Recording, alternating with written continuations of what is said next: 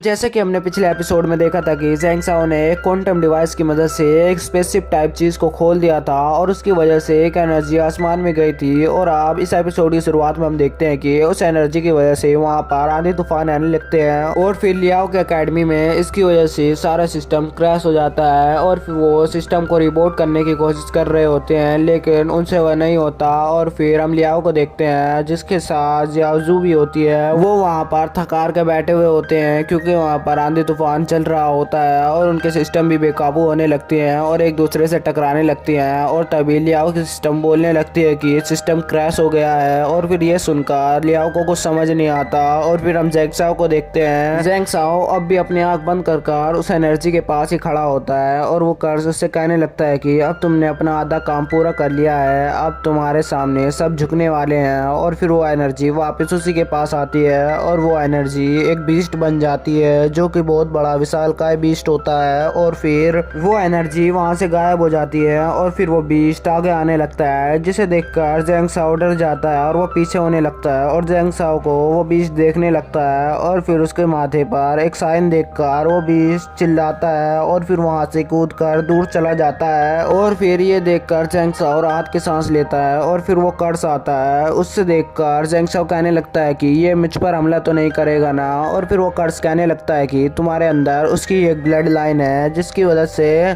तुम उसे काबू में भी कर सकते हो और वो तुम पर हमला भी नहीं करने वाला है। और फिर ये कहकर वो वहाँ से चला जाता है और फिर ज़ेंग साओ भी वहाँ से जाने लगता है क्योंकि वो स्पेसशिप भी वहाँ से गायब हो जाती है। और फिर हम देखते हैं कि पूरे स्कूल का सिस्टम लॉस हो गया है, लेकिन वो सारी स्टूडेंट्स के हालात देख सकते हैं। और वहाँ पर हम देखते हैं कि लियाओ के सिस्टम एक दूसरे पर हमला करने लगते हैं और फिर एकदम से ही दोनों पर एक साथ हमला कर देते हैं, लेकिन लियाओ जियाओजू को बचा लेता है और फिर दोनों के सिस्टम आपस में टकरा कर डीएक्टिवेट हो जाते हैं। और फिर वहाँ पर भूकंप आने लगता है और फिर धरती फटने लगती है और फिर उनका बैलेंस बिगड़ने लगता है और फिर वो नीचे जाने लगते हैं। और फिर ये देखकर सब हैरान हो रहे होते हैं और कह रहे होते हैं कि हमें रेस्क्यू टीम वहाँ पर भेज देनी चाहिए, लेकिन उनका कमांडर कहने लगता है कि ये इसके लिए पहले से ही ट्रेंड है, ये बच जाएंगे। और फिर हम देखते हैं कि लियाओ और जियाओजू बचकर एक जगह पर जाने लगते हैं और फिर लियाओ तो सेफ जगह पर पहुंच जाता है और जियाओजू एक छलांग लगाती है, लेकिन लियाओ उसका हाथ नहीं पकड़ पाता है और फिर वो खाई में गिरने लगती है। ये देखकर ही लियान सोचता है कि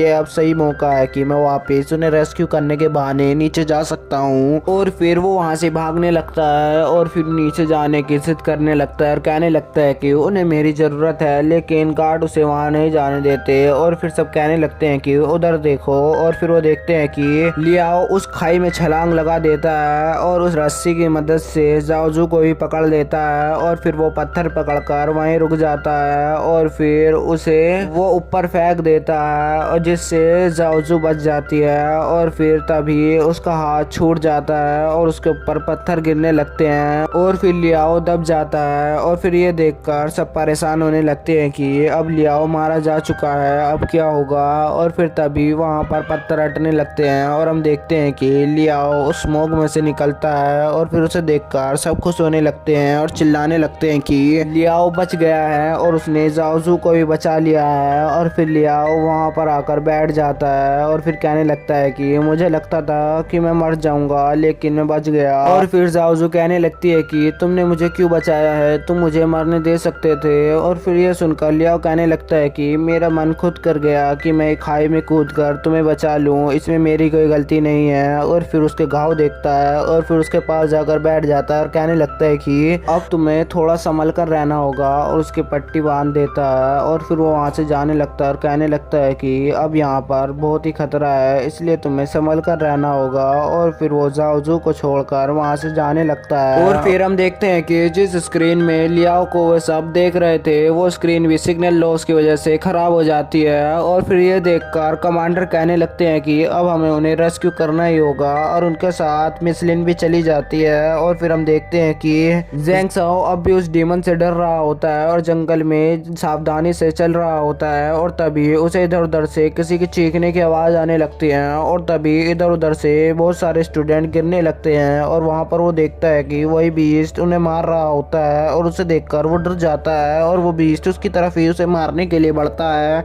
और ज़ेंग साओ उससे बचने के लिए पीछे भागने की कोशिश करता है, लेकिन वो वहीं पर गिर जाता है और डीमन उसे मारने के लिए आगे बढ़ ही रहा होता है। लेकिन ज़ेंग साओ कहने लगता है कि मैं तुम्हारी ब्लड लाइन का हिस्सा हूँ और फिर तुम मुझे ऐसे नहीं मार सकते हो।